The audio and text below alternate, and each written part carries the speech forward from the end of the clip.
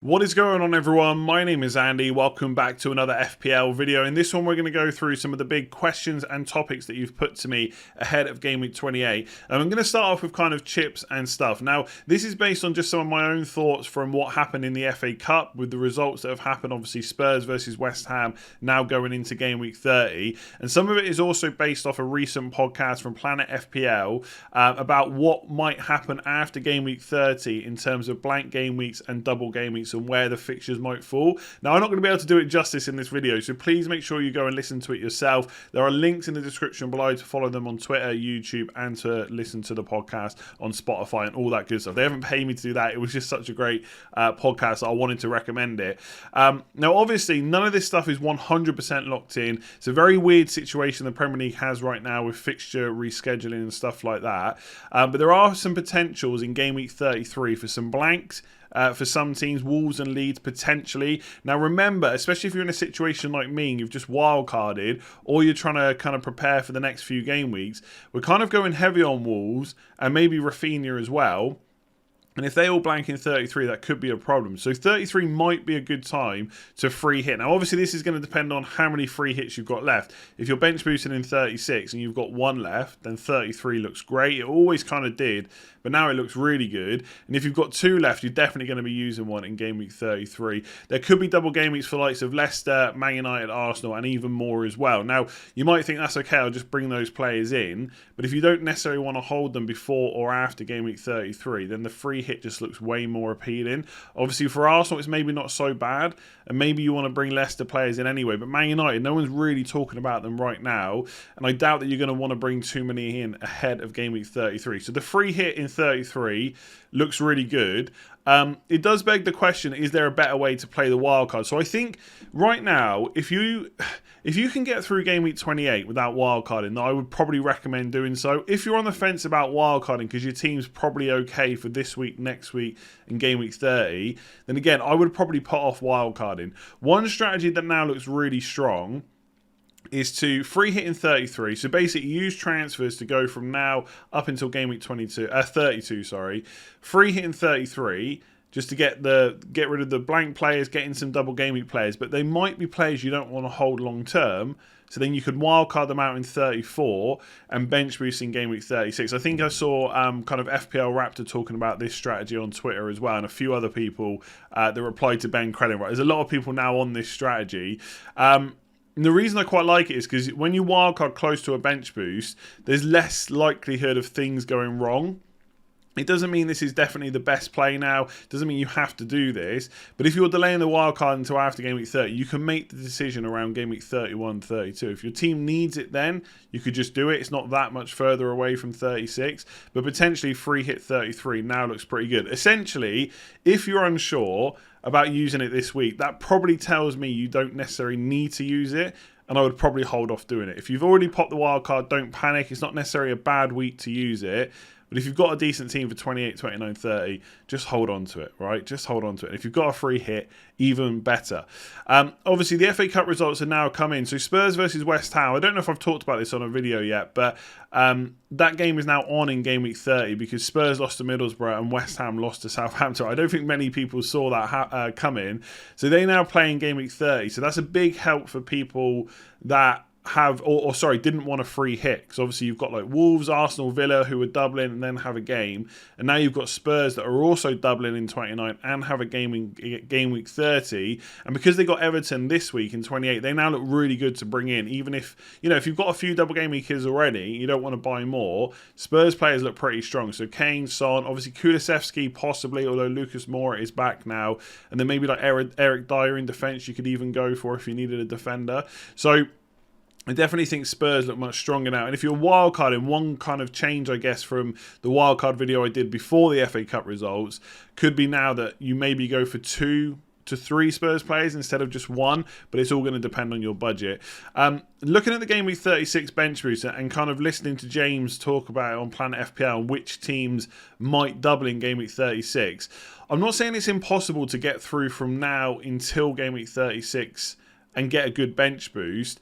But looking at it, like, you've got lots of big teams that are going to double, but they are not the players that you're going to put on the bench. It's always going to be those cheaper players. And unless you've got a bunch of spare transfers between now and then to kind of get them on your bench, I feel like you're going to spend a lot of time kind of reworking your bench when you could be better off spent on spending those transfers for your first 11, basically. And there could be smaller double game weeks, which means you need to make very short-term transfers, like transfer a captain in, transfer a captain back out, potentially.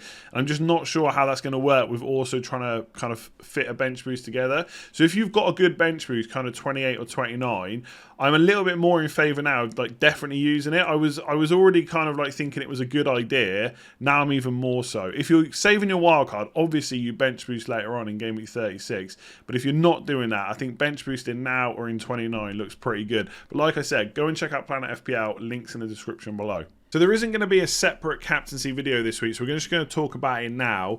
There's a lot of options. I'm only going to be able to give a quick opinion on why I do and don't like certain players, and kind of, I guess, almost like my philosophy for picking a captain in a double game week and stuff like that. There's a few players not on the list. So one is Mo Salah. Obviously got West Ham at home. It's a decent-ish fixture. I don't think West Ham are pushovers, but it's at Anfield. I would see Liverpool scoring. When they score, Salah is usually involved. He's on penalties, all that usual stuff. So he's not a bad option, and he is the only single game week player that I would consider this week. I just don't like Kane and Son as captains when you've got double game week players. But for me, there is always more points potential in a double game week player, I wouldn't say no matter who they are, but this week there are a bunch that are probably better options than Mo Salah, I would say. So do I think you're wrong to do it? No. But would I be looking at it? No. I've really not considered him for captaincy at all this week. So I'm not putting him on the list. And then Reece James is the other one. We're going to talk about Chelsea defenders again in a minute. And I just think if I brought Reece James in this week, and I'm not saying I won't, I'd already be worried about him starting twice. So do I want to then double down on captaincy? Probably not. So that leaves us with this list. I think a lot of people have got at least one, maybe 2 to 3 of these players. So for me to captain a forward, they have to be much, much better than kind of a midfield option usually. So that's the problem I have with the likes of Jimenez or Adams. Jimenez in particular obviously just got the bench in last week. I don't know if that's now going to be a common thing. There are some Wolves fans saying he's not played well for a while. And his underlying numbers, like 0.31 expected goals involvement per 90 is just not very good, and it was very similar last year. Obviously he had that kind of big head injury, so that didn't help. He only played 10 games, but it's been like since Wolves first kind of burst onto the scene in the Premier League, like Jimenez was great that first year, he was great the next year. We haven't really seen that since, and I've said before this week, I feel like I've got a bit lucky with the amount of points I've got, and I think although Palace at home and Watford at home looks pretty good, and Again, I'm not saying he's necessarily a bad option, but I think if you've got another player from this list, I'd probably go for them instead. Like Southampton are playing really well at the moment, so Broja or Adams could definitely be a better option than Jimenez. One thing Jimenez has always had, absolutely nailed on 90 minutes penalties. Is he absolutely nailed on now, or will Wolves in one of those games look to play Silva up front, maybe even play Hwang up front and play Podence or Neto, however it ends up lining up? I just don't know if we can be as sure about Jimenez. Maybe I'm over worrying about that a little bit, but I think I'd rather go for Adams against Villa away, Newcastle at home, given how well Southampton are playing, or maybe even Broja if you've got him over Adams instead of Jimenez. So that kind of cuts it down to 4. Let's start off with Rudiger. Rudiger is, I'm just going to say it, it's one of the most boring captaincy picks I can think of, right? At least if you had like a Reece James or Alonso, they're attacking. I know there's obviously issues with their minutes, and the reason that Rudiger is so good is because he's almost certainly going to start both games, and they are 2 games that Chelsea could get a clean sheet in. And it's not like Rudiger doesn't have the potential to get attacking returns. It's just not the same as one of the wing-backs. But it just feels so boring. It just feels like you're expecting 6 points twice. And yes, that would be great, right? A 12-pointer captain, happy days. But I just can't back it. I just can't back it as a captain choice. I don't think he's bad. Again, I'd rather captain Rudiger than Salah. I'd probably rather captain Rudiger than both Che Adams, Broja and Jimenez. So I'm not saying he's bad. But if you've got Rafinha, and that's who I'm going to captain, he would be my choice ahead of Rudiger. I just think Leicester away and Villa at home are pretty good fixtures. Yes, we don't know how Leeds are going to perform under a new manager, but he will certainly, I would assume, still have penalties, still be their best attacker, still be heavily involved in everything that Leeds do. Maybe there'll be some new manager bounce, who knows? But ultimately, I think Leeds have always been a team under Bielsa that know how to score goals. And yes, they've got tanked a few times recently, but that was against big teams. That was their defence. Who cares about that? They still scored some goals, apart from against Liverpool, to be fair. So I do really like Rafinha. So that's kind of how I'd order those players. I think Rudiger probably is better than Jimenez and Adams, even though I hate captain and defenders, but I don't think he's better than Rafinha. And then you've got Coutinho and Havertz. Now, Coutinho has been starting matches. I did worry at first that he might not play kind of week in, week out. It looks like he is going to. Southampton at home and Leeds away in particular is a really good fixture. I spoke about his stats on a video this week. Like, some people saying that if you take out the Leeds game and stuff like that, the stats aren't quite as good, but then he's playing Leeds this week, so what's the problem? I think it's difficult to draw any conclusions from Coutinho. We haven't got enough games to say that he's going to keep these numbers up, and we haven't got enough games to say that his numbers are bad, right? We just don't at the moment. All we can go on is knowing that he's a quality player. He's always delivered wherever he's gone. So I do like Coutinho as a captain option. I don't think he's, again, like people were earlier on in the week talking about him as in, like, you had to bring him in, he had to be the standout captain. I think Rafinha is just as good personally. But if you've got Coutinho, you could go for him. You could, basically, if you've got Rafinha and Coutinho, one is like 100% nailed for 90 minutes and on penalties, but the other one gets to play Leeds. So it depends how you kind of value those two things. And then you've got Chelsea midfielders. Now, I've put Havertz down, but obviously Mason Mount could be a part of this. I don't think Ziyech is a great option because he's only just back. I don't think he's definitely nailed to play both games. The problem is with him back, who knows about Mason Mount? Will he potentially miss some minutes? I still think Mount is pretty, I don't know, the most likely to play both games. But to be honest, the way that Chelsea have been playing with Havertz recently, like, he has just looked good. He was great in the Carabao Cup final. And ultimately, he is just playing better than Lukaku right now. The only worry in the back of my mind is Lukaku was 100 million. They cannot keep going without playing him. At some point, they're going to have to figure out, they're either going to have to sell him in the summer, which I just don't think they're going to do so quickly, or figure out a way to get him in the team. And when you've got fixtures against Burnley and Norwich, that feels like ideal kind of teams to put someone like Lukaku in, get him some confidence and get him some goals.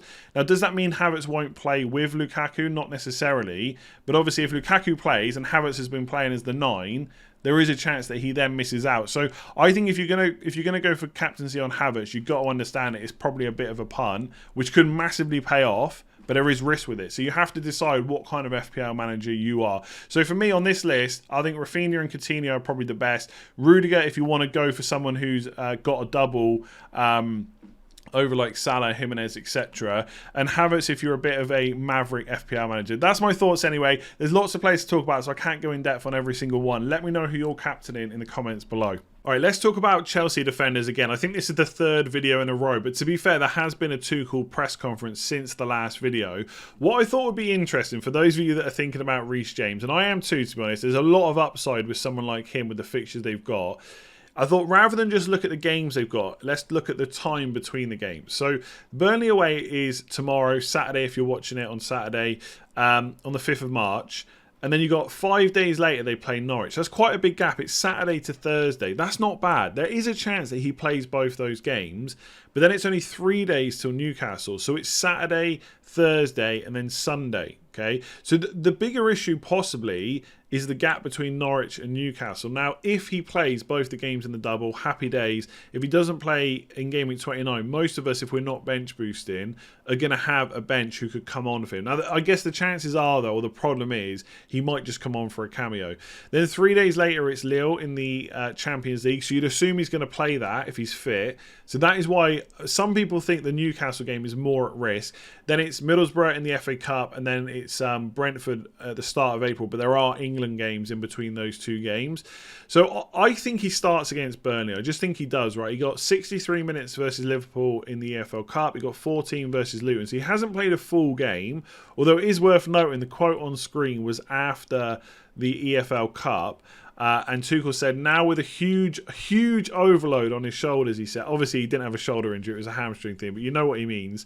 Recommendation was to play 20 minutes before this match. He was talking about the Liverpool Carabao Cup game, and it was like over 70. According to Transfermarkt, it was actually 63 in a final with extra tension and pressure. So I wouldn't necessarily put too much into how he played in that game. It was the first game back and it was against a really good side, right? It's not like coming back in and playing against Norwich or something like that. But he did say he was overloaded. Does that mean he doesn't start any games soon? No, I don't think so. I think there is a pretty good chance he plays Burnley. It's just whether he also plays Norwich. It's worth saying it was a hamstring injury. He was out for quite a while. You probably don't want to kind of risk him being out for even longer. And then you look at Azpilicueta, who hasn't been in training, so it doesn't sound like he's going to be available this week. In some ways, that makes Reece James a better option because there's less competition, less people that can come in and play for him. But also, if you've got Azpilicueta out, how much do you want to risk Reece James being out as well so soon after kind of getting him back? And also, obviously, Hudson-Odoi and Pulisic, players like that, can play there.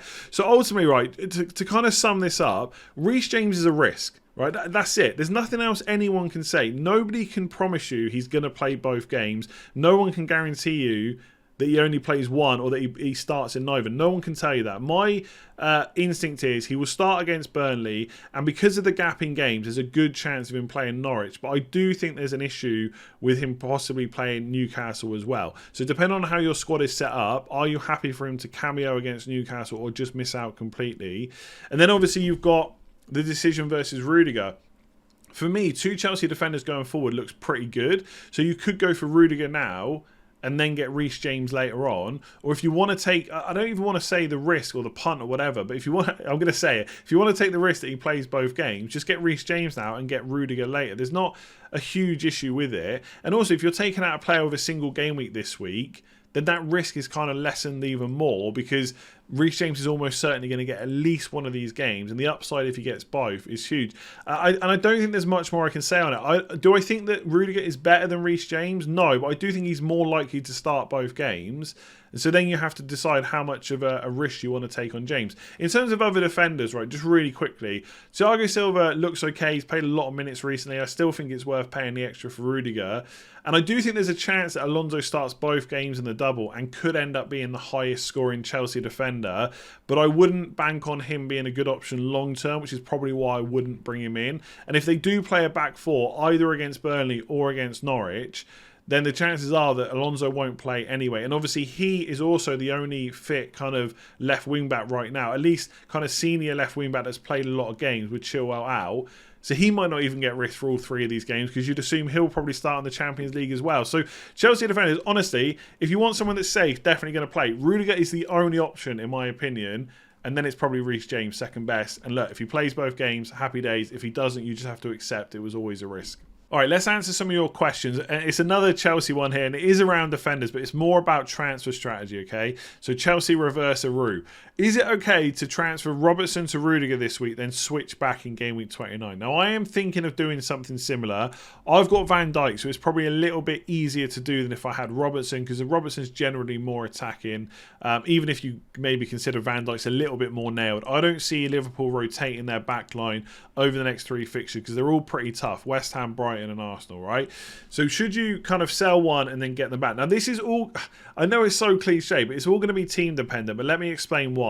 I've just wildcarded in 26. I've free hit in 27. My team is pretty well set up without injuries and stuff like that for 28, 29 and 30. And it's actually to the point where I've got so many players that are doubling either this week or next and or have a fixture in game week 30 that it's not very easy for me to transfer any players right now. I'm actually struggling to find a transfer that I like. So in that situation, I'm very tempted to do the Liverpool to Chelsea switch, because if I get to game week 29 and there's an injury in my team and I need to focus my transfer on that, well, hopefully I've not lost anything, because Chelsea's next three fixtures over the 2 game weeks are better in terms of difficulty than Liverpool's. So if it gets to next week and I can't transfer my Chelsea defender back to my Liverpool one, I shouldn't really have lost anything, and hopefully I would have gained something.